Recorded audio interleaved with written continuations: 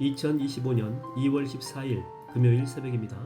하나님 말씀은 창세기 27장 41절에서 46절입니다. 그의 아버지가 야곱에게 축복한 그 축복으로 말미암아 에서가 야곱을 미워하여 심중에 이르기를 아버지를 곡할 때가 가까웠은즉 내가 내 아우 야곱을 죽이리라 하였더니 맏아들 에서의 이 말이 리브가에게 들리매 이에 사람을 보내어 작은 아들 야곱을 불러 그에게 이르되 내 형 에서가 너를 죽여 그 한을 풀려 하니 내 아들아 내 말을 따라 일어나 하란으로 가서 내 오라버니 라반에게로 피신하여 내 형의 노가 풀리기까지 몇 날 동안 그와 함께 거주하라. 내 형의 분노가 풀려 내가 자기에게 행한 것을 잊어버리거든 내가 곧 사람을 보내어 너를 거기서 불러오리라. 어째 하루에 너희 둘을 이르랴. 리브가가 이삭에게 이르되 내가 헷 사람의 딸들로 말미암아 내 삶이 싫어졌거늘 야곱이 만일 이 땅의 딸들 중에서 아내를 맞이하면 내 삶이 내게 무슨 재미가 있으리까. 하나님 말씀을 증거하겠습니다. 지금 에서는 야곱의 이런 사기치는 모습을 보고 일을 빡빡 갈게 되죠. 근데 이제 아버지가 살아계실 때는 실행에 이제 옮기기가 그랬는데 보니까 아버지가 이제 금방 죽을 것 같습니다. 그래서 아버지 돌아가시면 야곱을 이렇게 죽이려고 작전을 합니다. 근데 이제 이 사실을 엄마 리브가가 알게 되죠. 그래서 야곱을 불러가지고 도망시킵니다. 형 에서의 분노가 풀릴 때까지 친정의 오빠 집에 가도록 하죠. 풀리면 내가 다시 너를 불러오겠다. 근데 그 분노가 얼마나 컸던지 잠시 잠깐 보낸다라고 생각했는데 자그마치 20년이라고 하는 그런 세월이 흐르게 되죠. 결국에 리브가는 사랑하는 아들 야곱을 20년 동안이나 보지 못합니다. 그리고 첫째 아들과 남편 이삭에게 그 냉대를 당했을 거예요. 왜냐하면 그 둘째 아들 야곱과 한패가 돼가지고 지금 이런 잘못된 일들을 저지른 거지 않습니까? 첫째 에서는 이런 엄마가 엄청 미웠겠죠. 이렇게 남편과 이 자식에게 홀대받으며 그런 쓰라린 삶을 평생토록 살아온 것입니다. 자, 이때로부터 또 야곱은 어떤 삶을 사냐면 도주하는, 도망치는 그런 삶을 살게 되죠. 첫째는 형 에서로부터 살기 위해서 도주하는 그런 삶입니다. 그리고 라반의 이제 집에 있을 때는 20년 동안 있다라고 했죠. 20년 동안 있고 난 다음에 너무 힘드니까 몰래 또 여기서도 야반 도주합니다. 그리고 나중에 또 이 세겜 사람들 이렇게 죽이고 보복당할까봐 또 도주하는 삶을 살게 되죠. 그러니까 야곱의 인생은 한마디로 마음 편하게 어디 한 군데 정착하지 못하고 평생 도망치는 삶의 연속이었다라고 볼 수 있죠. 도망자였다는 것입니다. 여러분, 죄는 잠깐 저질렀습니다. 죄는 잠깐. 그런데 그 영향력은 매우 오랫동안 지속이 되었다고 하는 것입니다. 여러분, 선악과는 잠깐입니다. 그러나 그 영향력은 지금까지도 계속되지 않습니까? 히로시마의 원자폭탄은 잠깐 떨어졌어요. 그러나 그 영향력은 지금까지이지 않습니까? 그러니까 한 번의 잘못된 선택과 그 행동이 평생을 좌우할 수 있죠. 예전에 그 광고 문구가 있었지 않습니까? 순간의 선택이 10년을 좌우합니다. 저는 이렇게 성경을 볼 때 잘못된 선택도 이렇게 많이 있었지만 최고의 선택도 여러 번 있는 것을 보게 되는데 바로 그 하나의 선택 때문에 나중에 영적으로 큰 긍정적인 파급 효과가 있게 됩니다. 그 선택 가운데 하나가 뭐냐면 바나바가 바울을 선택한 거죠. 원래 우리가 알다시피 바울은 회심하지 않습니까? 다메섹 도상에서. 자, 그런 후에 이제 전도 활동을 하게 됩니다. 그러나 박해 때문에 더 이상 활동하지 못하고 결국에는 고향 다소로 가게 되죠. 이때 바울은 이곳에서 한 8년 정도 머물게 됩니다. 바울이 고향 다소에 있을 때 바나바는 안디옥 교회를 정말 크게 이렇게 성장시키게 되죠. 근데 이게 교회가 너무 커지다 보니까 혼자서 사역이 감당이 어려운 것입니다. 그래서 안디옥을 총괄해가지고 책임질 사람을 찾던 중에 누구를 컨택하느냐? 바로 사도 바울이죠.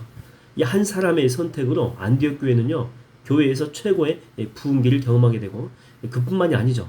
안디옥을요, 베이스 캠프로 삼아가지고 복음이 전 세계로 퍼져 나가게 되는 그런 마중물의 역할을 하게 되었다고 하는 것입니다.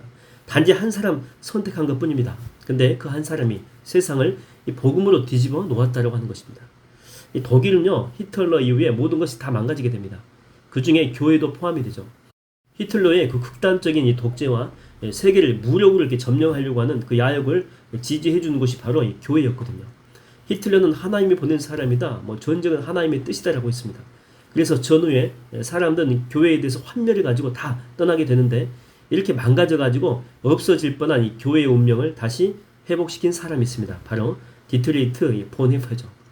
그리고 그가 속한 이 고백교회였습니다. 그는 끝까지 나치에 저항하면서 하나님의 뜻은 전쟁에 있지 않다라고 선포하고 설교했죠. 그는 원래 미국에서 이렇게 공부를 했고 그를 아끼고 사랑했던 유니온 신학의 신학교의 그 나인홀드 리버 교수는 본헤퍼가 독일로 들어가지 못하도록 그렇게 많이 막습니다. 그리고 미국에서 충분히 살 수 있도록 또 신학교 교수 자리도 추천을 했죠. 그러나 그는 거절합니다. 그리고 그는 자기 고향인 독일 교회를 향한 그 위대한 발걸음을 내딛게 되죠. 마치 이게 사도 바울이 3차 선교 여행을 다 마치고 예루살렘으로 가려고 할 때 주변 사람들이 사도 바울 다 말리거든요. 가면 죽는다고. 그러나 그런 사람들을 향해서 행했던 그 사도 바울의 그 유명한 선포가 생각이 납니다. 사도행전 20장 24절에 보면 이렇게 나오죠. 나의 달려갈 길과 주 예수께 받은 사명 곧 하나님의 은혜의 복음 증거하는 일을 마치려면은 나의 생명을 조금 더 귀한 것으로 여기지 아니하노라. 그 위대한 이런 발걸음이 있었기 때문에 독일 교회는 전후에 다시 이 고백교회를 중심으로 회복될 수가 있었다고 하는 것입니다. 여러분, 우리는 보통 선택하게 되면 내게 유리한 쪽으로, 내게 이익이 되는 쪽으로만 선택하려고 하는 그런 경향성이 있습니다. 그런데 하나님이 원하시는 것은요, 내 생각과 전혀 다를 수가 있다고 하는 거죠. 남들이 안 가려고 하는 바로 그곳에 하나님의 축복이 숨겨져 있을 수가 있어요. 남들이 포기한 바로 그곳에 하나님의 은혜가 있을 수 있다니까요. 그러므로 어떤 선택의 기로에 있을 때 우리는 항상 먼저 주님한테 물어봐야 돼요. 주님, 제가 이런 상황에서 어떻게 해야 됩니까? 내가 무엇을 선택해야 됩니까? 내 상식과 지혜와 이 지식으로 선택하지 않고 하나님의 뜻에 합당하게 선택하게 하여 주시옵소서. 여러분, 이 작은 선택이라고 해서 만만하게 보지 마십시오. 그게 큰 결과물을 만들어낼 수가 있기 때문에 그렇습니다. 오늘 하루도 많은 선택이 주어질 것입니다. 저는 기도하면서 여러분이 최고의 결정을 하는 여러분 다 되기를 주의 이름으로 축원드립니다.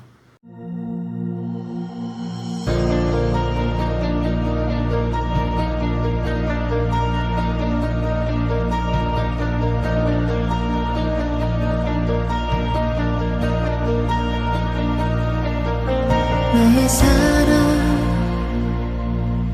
너는 어여쁘고 참 귀하다. 어느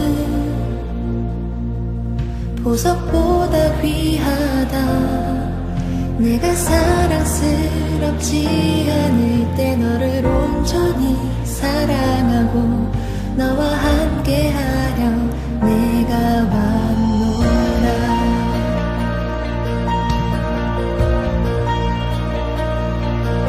주의 사랑, 이 사랑은 결코 변치 않아. 모든 계절 도울 곳이네.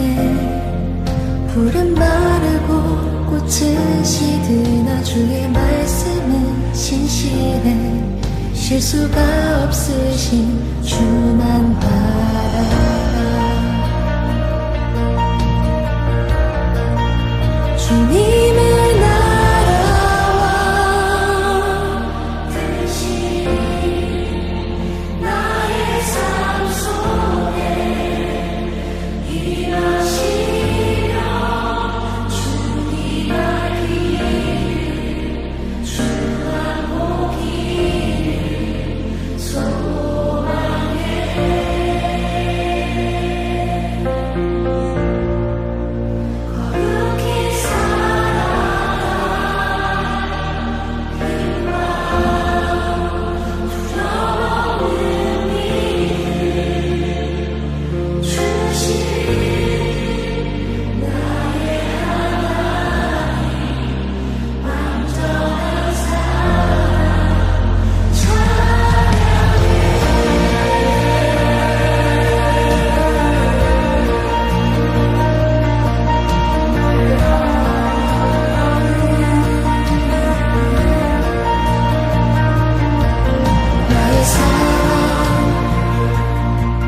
너는 어여쁘고 참 귀하다.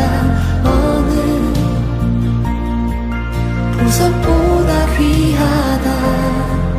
내가 사랑스럽지 않을 때 너를 온전히 사랑하고 너와 함께하려 내가 왔노라.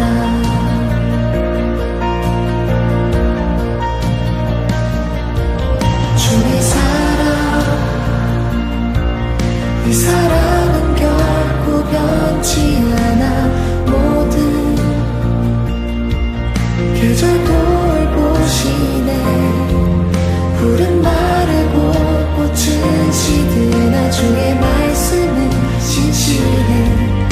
수가 없으신 주만